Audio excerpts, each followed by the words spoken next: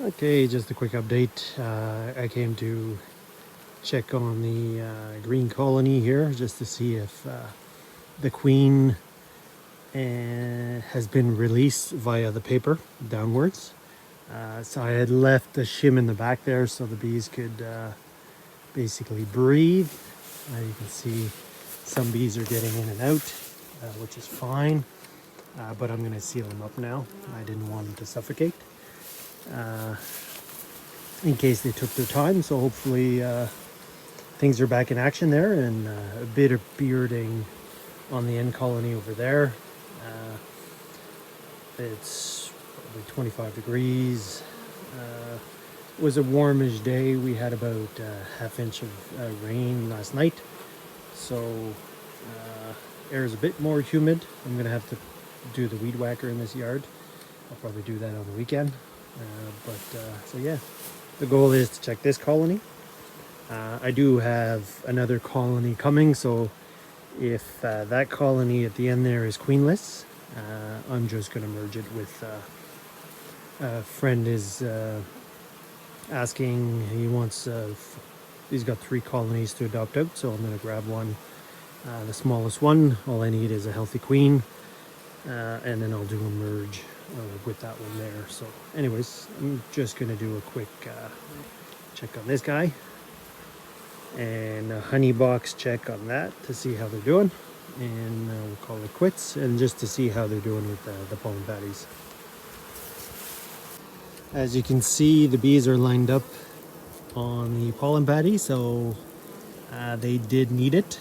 So nutrition is critical at this time of year. So they've consumed probably 10%. So I need to make sure that they have access to that.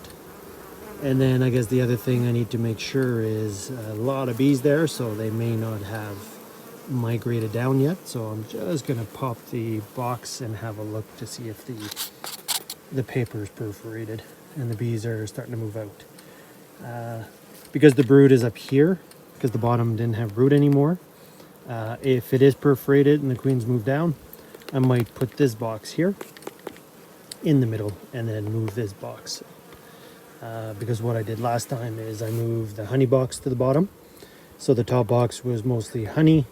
So I took the honey, dropped it to the bottom, because bees, this is preempting spring prep, because bees will always generally store honey on the top. So the goal is if the queen has moved down, what I'm going to do is take the lighter box here, put it on top, take that brood nest, put it in the middle, and then the bees can start putting honey in this box here. So basically you got to think probably a good month or 2 ahead when you're doing these moves and changes. It just helps with prepping things. So let's have a quick look. If I'll try to lift it from here, but you'll notice that they've completely chewed out the paper. It didn't take them too long, so they are fully merged now. So what I'm going to do is take the metal box, put it on top, and then take this brood box and put it on the bottom.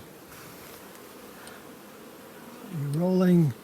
So you can see how they've actually consumed most of it. So I'm going to have to put 2 pounds before I go, which is okay. So let's stick that on here.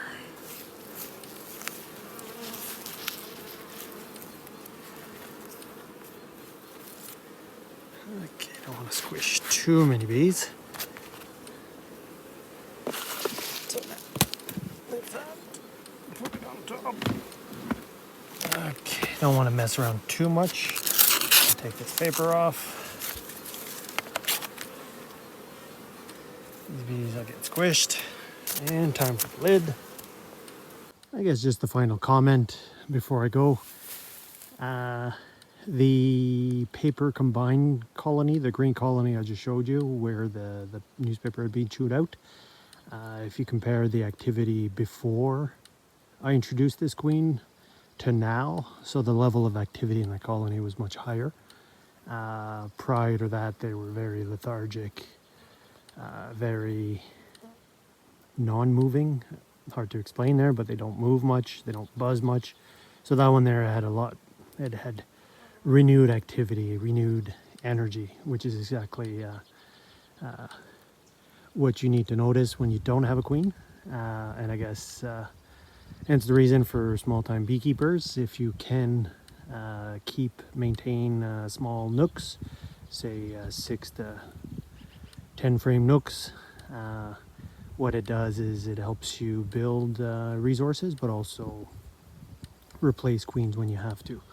So again, at $75, $80 a queen, and more if you only bring 1 or 2 queens with shipping.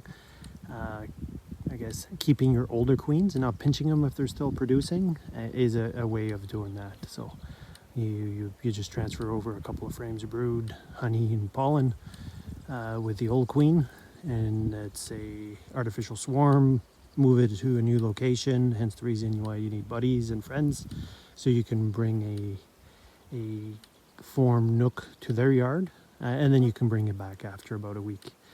But so what it does is it will give you resources when you need them the most, and it reduces urgency of having to bring in queens or react to situations. So that's why I do like my resource colonies. It just gives me peace of mind that I can deal with some minor issues. So typically for every 4 hives, I'd have 1 resource hive. So I think next year I'll requeen most of my colonies. So the goal would be to make probably at least two resource colonies. And by splitting off some resources earlier in the season, so say in June, what it does, it helps mitigate swarming.